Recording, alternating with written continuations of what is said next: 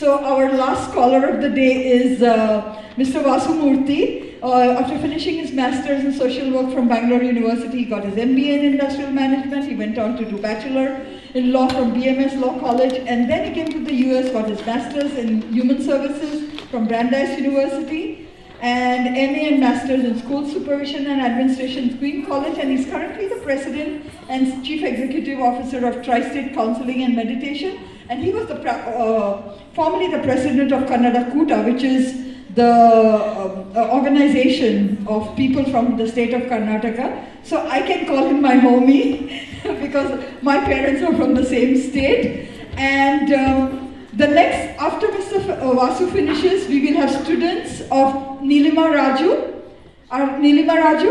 So after he speaks, your students will perform, then Kalai, that will be next. And we are going to finish with the Chow dance by Guru Hamsin. So, yours too. I know most of you are either hungry or bored of lectures.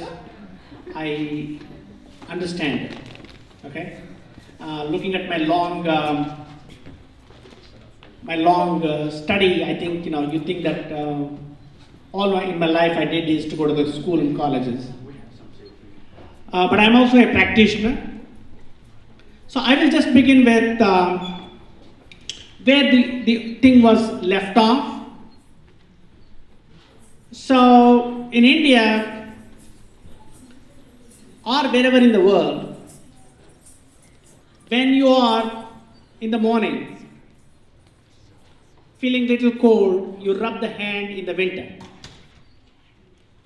So when you rub the hand, both the hands, you can rub it now, I just want it to be a little more practical. You get some heat. And that it says, Karagre Vasate Lakshmi. What it means is, the goddess Saraswati of the education stands right on the bottom of your hand. That means that's how you read a book.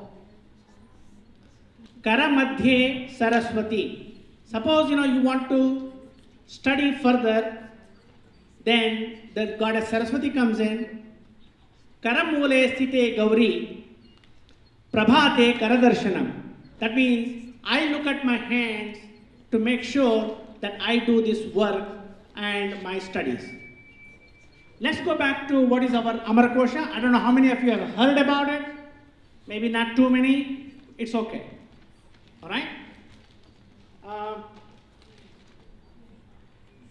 Amarakosha is developed by Amarsimha in the 400 BC.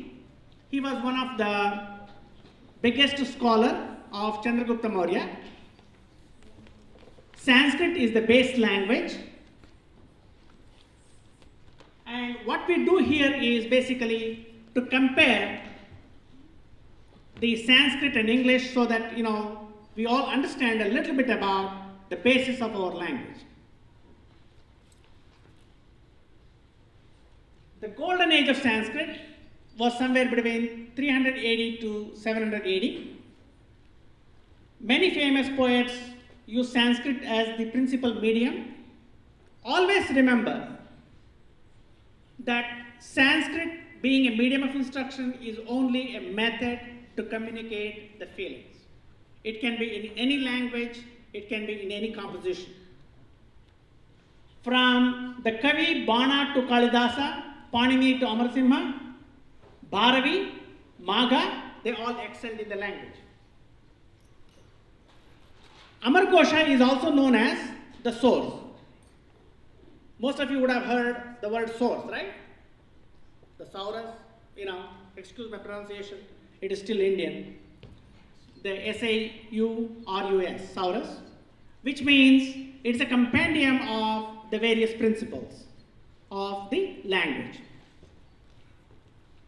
Amara in Sanskrit has two meanings. One that never dies. The fact that it has stayed for about 4,000 or 5,000 years means that it is really something that is worthwhile to practice. Kosha means a compendium. And Amarkosha in the olden days was always used by oral method. It used to be transcribed from the Guru, whatever we talked about the Gurukul. So there is a Sanskrit Patashala, so people learn from that orally. And most of my Amara and my Amara Kosha, I studied and I practiced it when I was age 6. So if it has stayed with me, now I'm 56, 57, so if it stayed with me for 50 plus years, it is because the oral education was so strong in India.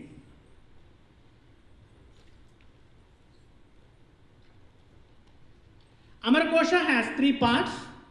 The first part is called as the Swargadi Varga, that is the above, the earth above. It is an imagination that there are something, gods, goddesses and other things.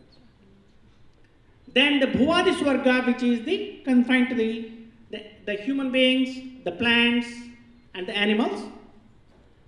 Then the Tritiya Varga is the grammar and its construction.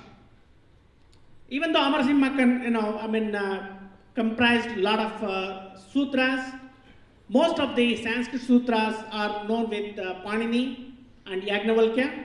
So they also had a lot of influence on development of Sanskrit as a language.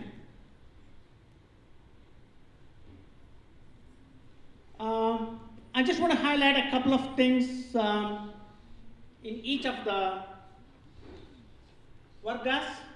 Swargadi Varga tells us about the god and goddesses. Suppose the goddess Durga. Durga has so many equivalents, almost about 4 lines. Uma, Katyayini, Gauri, Kali, Haimavatishwari, Shiva, Bhavani, Rudrani, Sharvani, Sarvamangala, Aparna, Parvati, Durga, Mrudani, Chandikambika. All these are goddess Parvati's name or Durga's name. So what it does is it teaches us some synonyms. Suppose we have to go to the second one, which is called the Bhuvadi Varga. It says Bhur Bhur Mirachalananta. What it means is it talks about the earth, various meanings of earth, various names by earth it is known as. Just to give something that has not faded my memory, in the Brahma Varga, which is they talk about the man and the guru and the woman and the various other human beings. I will recite probably about 3-4 lines. Santatir gotra janana kulanva bhijanan vayau vamshon vavayus santano varnasyut brahmanadayah vipraschat brahmano saushatu karmaya gadibhir yutah vidwan vipaschid doshagnas sansudikko vido buddha. Buddha also means one who is learned. Okay? Now, coming to the final one, which is the Tritiya and the final part of it, it talks about the grammar. Why it should be, the proper grammar should be used. Because if you don't use the proper grammar, the essence of the word is lost. Okay? Now, I go to just the other thing that, like comparing ourselves with the English language, which came to us later. English has 26 alphabets. Everybody sure about that, right? Yes? No? Okay. But Sanskrit has 52 alphabets. So when I first came to this country about 28, 30 years ago, they used to say, why I speak so fast? So I said, listen, my alphabet has 52 alphabets together. So I had to speed up to put my thoughts in English in the 26 alphabets. So that's why I have to speak fast. The English has 5 vowels in the 26 alphabets. Anybody knows what it is? Nobody? American language, you may not even learn it. A, E, I, O, U. But America, they only practice IOU because they always want to fund of your money to get back them. So that's why they'll send you notices. In Sanskrit, we have 14 vowels and 2 additional one per Yagnavalkya. Sanskrit has 25 consonants, whereas English has only 21. Also in Sanskrit, we have the 11 alphabets which are called as Avargiya Vyanjana. That means unclassifiable because they have a combination of the consonant and an vowel. Okay? I hope I'm not putting everybody to sleep or something.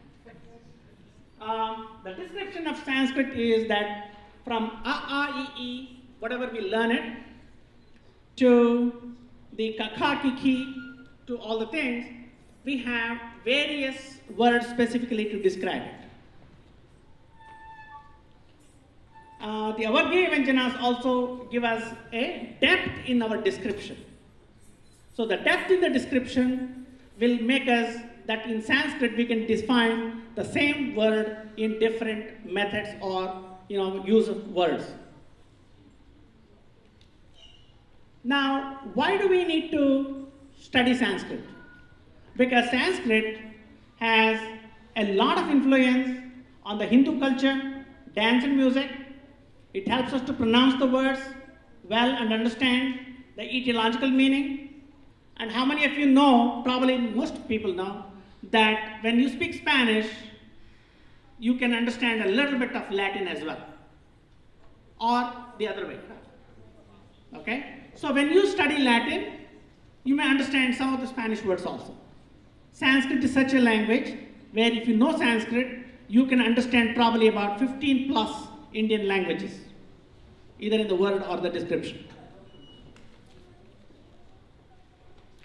Sanskrit was also helpful in teaching the various Vedas. I just want to spend 1 minute on it, exactly because a lot of people have spoken about it. The Vedas, there are 4 Vedas that are recognized. Rig Veda, which is basically translated from word to word of mouth to another person orally. Yajurveda means doing yajnas and other things to fulfill one's own wishes and also one's own desires. Samaveda is, what are these people who are doing it now, the dance and music. Sama Veda is something more connected with, the music part of it. Atharvana Veda, most people may not know it. It's all over the world. It's something to do in other way. Like, do something hook or crook. Sometimes in this country they call it as black magic, whatever magic it is. The people also learn to do this so that they want to achieve their ulterior gains.